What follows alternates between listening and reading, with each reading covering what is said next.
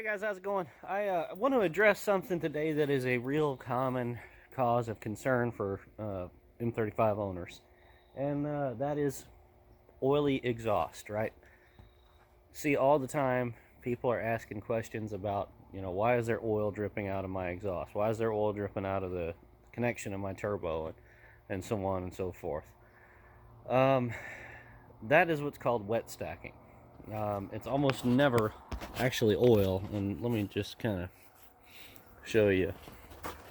See the bottom? I just changed this J pipe today.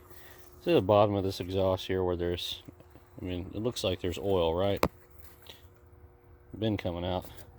And the same thing on the connection here, but if you look inside, it's dry soot. So what that is,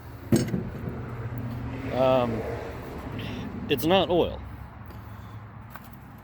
Even when you've got drips of it coming commonly right here off the back of the turbo where the pipe connects. I've seen it leak here, I've seen it leak there, down at the J pipe, all kinds of places. I've even seen it do the same thing coming out of the manifold connections to the head, where it will be seeping oil down out of there. And once again, I'll say this again, it's not oil. What it is it's a lot of unburnt diesel fuel mixed with soot. And what it does is it makes something that feels and looks just like oil. Even when it drips and you get it on your finger, it feels like oil, but it's not. And the reason for this happening is people that let the trucks idle too much. When you idle the truck, you don't have as high of a cylinder temperature. And cylinder temperature is what is needed to burn off all of the fuel. So that's why after you idle the truck for a while and then you take off, for the first little ways you travel, it'll be really smoky, right? But then it'll clear up. It's because there's a lot of unburnt fuel that is built up in the manifold and the exhaust system. And when you get those cylinder combustion temperatures up and the exhaust gas temperatures up, it starts burning off all that excess fuel that is in the exhaust system and in the cylinders as well. It's also common when the trucks are cold.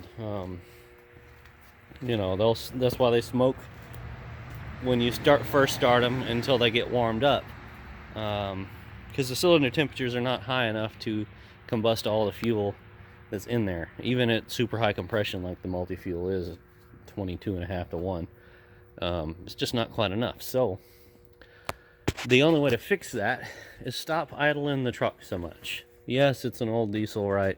Everybody idles them, but you really shouldn't. Not only is it not good for the exhaust system and everything else, but it's really not good for the motor as well, because they generally will overfuel a little bit at idle setting, and that's why they start so easy in the cold, coupled with the fact that they're high compression. But they put more fuel in at idle than they really need. So what ends up happening is you get an excess buildup of unburnt fuel in the cylinders, and it takes the coating of fuel off the cylinder walls, and it adds to increased cylinder wear. Now the engine is a dry sleeve engine, so yes, you can do an in-frame overhaul, but the parts are getting very hard to find for them and very expensive, and it is no longer cost effective to overhaul these engines. So if you want your multi-fuel engine to last, and I'm sure I've mentioned this before, but it doesn't matter if it's Continental, Hercules, or White, they're all the same. If you want it to last, don't idle the damn thing all the time. The best thing for it is to get it out and put a load on it and run it hard. Burn off all that crap and clean up your exhaust system. It's basically what you're doing when you do that is you're doing the same thing your oven does in your house when you put on the self-cleaning setting. and run it. It's just getting everything so hot that it's burning off all the shit that ain't supposed to be there. So, if I didn't explain this well enough, if you still don't quite understand, go ahead and post a question in the comments, message me, whatever. I'm more than happy to help you get a better understanding of it if you still are not satisfied with that. So I hope you found it helpful and informative. If you would, please like and subscribe if you have not already. Check out all of our links in the description below for our sponsors and our Patreon if you'd like to support the channel here. Thanks for your time, guys. We'll catch you next time. Later.